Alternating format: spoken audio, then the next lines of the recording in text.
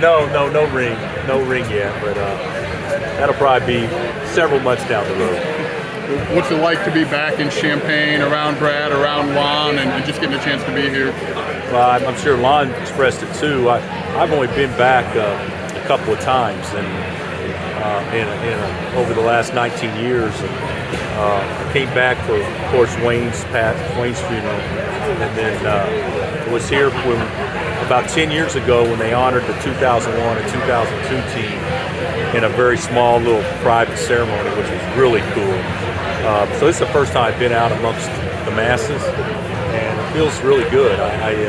I'm amazed driving through campus today of all the growth, and it seems like to me the infrastructure's in place to be really good at everything, driving through it. So, and I'm happy to be here with Brad. Brad obviously is a friend. I don't know if he's told the story, but I actually hosted him at Oklahoma State on his recruiting visit back in the day, and it was hosted he and Mark Price, and I was actually hopeful we got Brad, because I knew there was no way in the world I'd ever play ahead of Mark. But Brad, I had a chance against. But he's done a great job here, and people here, I'm sure, are excited and should be about what they're doing here in basketball. From your tenure here and just observing the program from afar, do you feel like it's a place where they can build a consistent winner? This is what people sometimes don't understand. Sometimes they do, sometimes they don't. Brad has built this thing into a place where they're national championship contenders yearly. And you think about what happened this year, they had a tough draw with Houston. I mean, that's a hard 4 or 5 game. And on the flip side, we had a lot of good things happen for us through the tournament, through the draw, through injuries and things like that. And that's what the tournament isn't all about, but that's a big part of it. And last year they are obviously a 1 seed, good enough to win it all. And they're going to continue to be good as long as he's coaching here, and as long as the community continues to support him like they are. So I'm a fan of what he's doing, and I love seeing Illinois do well. And you win the Big Ten, you're competing for a national championship, because that league is so good that if you're able to be the best in that league, you're able to play with anybody. You explained that coming back here was cool, but to come back here for a Coaches vs. Cancer event, what does that mean to you? Well, that's why Brad asked me to come back, and we are involved with Coaches versus Cancer, but not near the level that U of I is. I think going way back to when Lon was here, and during my time here, and obviously since then, Illinois has done a great job of raising funds for a very worthwhile cause, and we've all been affected by it in some way, shape, or form in a big way. And so I think this is great. I think this is great. Other people do different things, but to have an event like this that can hopefully raise north of $250,000 in one night is pretty special.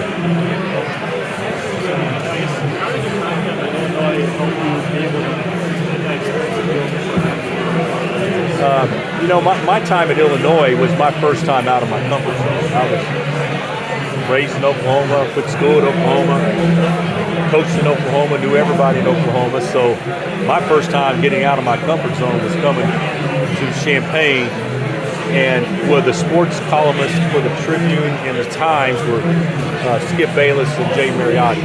So you guys are all young. You don't remember those guys, but that's not the easiest thing to walk into whenever you're used to being written about by your buddies.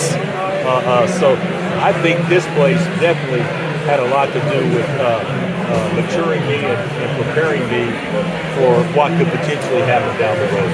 You had built something that was pretty good in Illinois. You take the Kansas job, now you just won your second national title. So did that move, I guess it paid off pretty well?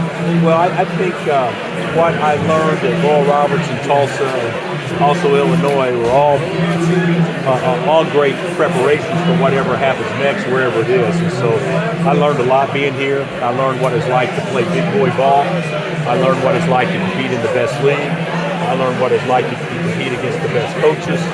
I learned what it's like to recruit high-level guys, which I've never done before. So naturally, I feel like that my time here certainly advanced me as a coach and as a recruiter. So I owe a lot to this place for that. There's a lot of talk about how your 2020 team could have been national champions. How much did winning this title maybe mean for the program and for that group? Some guys. Well, I really believe in 2020 we had the best team. I think we demonstrated that we had the best team, and I've also had other teams that people thought was the best team, and they don't do well in the NCAA tournament. So there's no guarantee because you have a really good team that you're going to do well. But I believe that team was prepared to. We had some guys obviously who didn't have the good fortune of being a part of some things that could potentially really advance their careers. So this one felt special for a lot of reasons, but part of the reason why is because they kind of binged 2020 and those guys not being able to participate. Can you comment on the profound change we're seeing in college basketball? Where do you think we're headed with NIL and the transfer portal? Well, our league, our sport is, in my opinion, still the best sport there is. But we have some significant challenges in front of us and how we're going to handle certain things. The transfer portal is one that, from the outside looking in, isn't it fantastic? Kids can just go wherever they want, whenever they want, all that stuff. From the inside looking out is, how do you build a program? How do you maintain it? How do you, and then from the inside looking out, how is it good for kids that if things don't go well, you can just go somewhere else immediately? I personally have become more fond of it than what I would have. I personally think there's more good to it than what I thought there would be, but there's still a lot of bad to it as well. So we got to kind of get that under grips, although we're not going backwards. It's here to stay. And the other thing is NIL. And even though I think everybody may have an opinion that they have their arms around it, I don't think anybody does. I think it's a situation that's ever evolving, it's changing.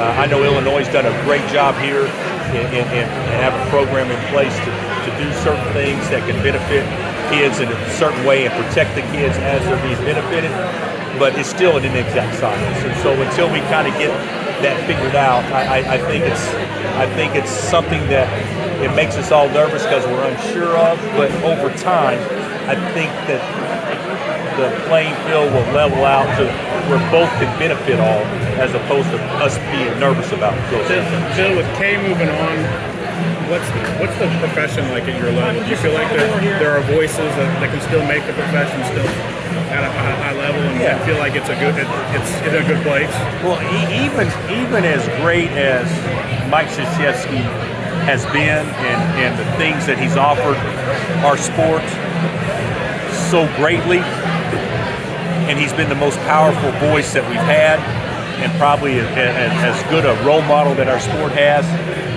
That doesn't mean there aren't people in place that can do a great job and carry the torch, so to speak.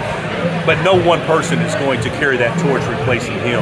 It needs to be a collection of guys. It needs to be a collection of guys like Brad Underwood, maybe a little bit younger guys that have done unbelievably well, that if given the opportunity, people will follow. But it needs to. They need to have. We need to have a voice that's collective, that's unified, and things like that. Because there's not going to be one person that everybody looks to. It needs to be a unified voice that people look to, and we had that unified voice with Coach K, and it made it a little easier because it came from one person. But there's no reason why, if we're not organized, we can't have even stronger voice, unified. What was the scouting report on Brad Underwood, high school prospect, when you were getting half step, maybe a full step slow. Good shooter though, but needed time to get it off, and pretty tough, but nobody feared. So that would be my assessment of him as a player. He's a better coach than he was a player, I promise you that.